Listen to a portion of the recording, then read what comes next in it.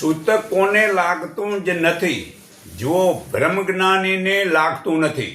બીજું, રાજાને, બ્રહ્મચારીને અને યજ્ઞ કરાવનારાને, યુદ્ધમાં મૃત્યુ પામેલાને, બાળકને, વીજળીથી મૃત્યુ પામેલા અને રાજાએ જેને મારી નાખેલાને, તેમજ ગાય અને બ્રાહ્મણના રક્ષણવાળાને મૃત્યુનું સૂતક લાગતું જ નથી.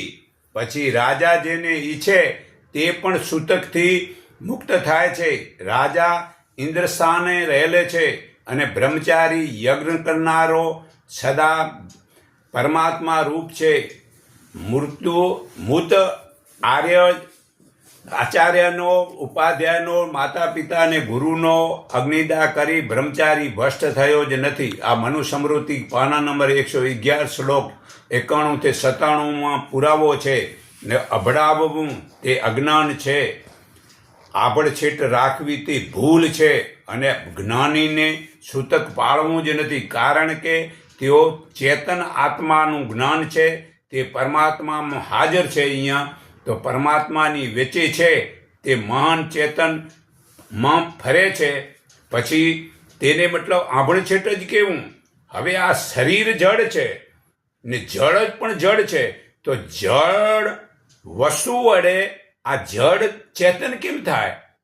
થોડુંક તો વિચારો કે જે તમારે મતલબ અભડાવવું હોય કે નાહવું હોય, તો જે માણસ મરી ગયું, રોગી હતું, એના રોગના કીટાણા તમારા શરીરમાં પડ્યા, પુષ્કળ નાની ઉંમર હતા ને રોયા, રોગ ઉકલના માધ્યમ દ્વારા તમારા શરીરમાં તકલીફ છે, તો નાહી લેવું બરાબર છે. પણ તમે જળ અને ચેતનને સમજ્યા જ નથી. આત્મા ચેતન છે ને પરમાત્મા આત્મા ચેતન છે. પરમાત્મા ચેતન આ જળાશય આ ચારે બાજુ ભરેલ છે, એની વચ્ચેમાં તું છો, પછી તને અભડાવવાની વાત જ ક્યાં રહી?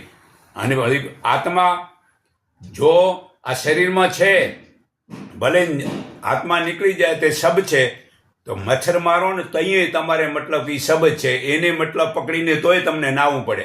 તો આ પૃથ્વી એ જળ છે, તો એના માટે પગ દો તોય તમને નાહવું પડે.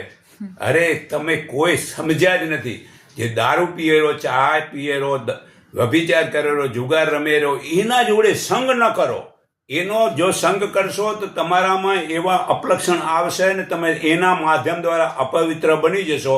તો તેવા માણસનો સંગ ન કરો. પણ આભણછેટ ન રાખો. આભણછેટ નથી રાખતા વિદેશી લોકો તો કેટલાય આગળ નીકળી ગયા છે, ને આપણે આભણછેટ રાખીને અત્યારે કેટલાય આપણે કંગાળ બની ગયા છીએ. તો આવી આભણછેટની વસ્તુને ભૂલી આત્મા પર